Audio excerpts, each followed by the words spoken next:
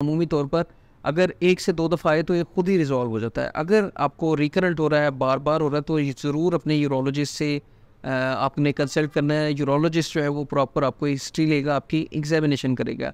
Examination के अंदर आपकी गदूद का भी मुआयना शामिल होता है। इसके अंदर आपके पखाने के रास्ते से या मकद से आपकी गदूद का जो है अच्छी तरह मुआयना किया जाता है।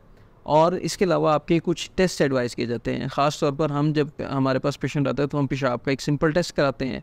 अगर उसके अंदर इन्फेक्शन हो तो फिर यूरिन का कल्चर एंड सेंसिटिविटी टेस्ट कराया जाता है। इसके अलावा पेशेंट का अल्ट्रासाउंड एब्डोमेन एडवाइस किया जाता है, जिसमें किडनीज, प्रोस्टेट और ख़ास तौर पर ब्लैडर को देखा जाता है। इसके अलावा पेशेंट को एक सीमन का टेस्ट कराया जाता है। सीमन के टेस्ट में फर्दर देखते हैं कि कोई इन्फेक्शन तो नहीं है। अगर सीमन के टेस्ट में भी इन्फेक्शन है तो फिर उसको फर्दर सीमन का कल्चर कराया जाता है। और इसके अलावा ब्लड टेस्ट के अंदर PSA कराया जाता है, जो अमूमी तौर पर प्रोस्टेटाइटिस में और प्रोस्टेट कैंसर में रेज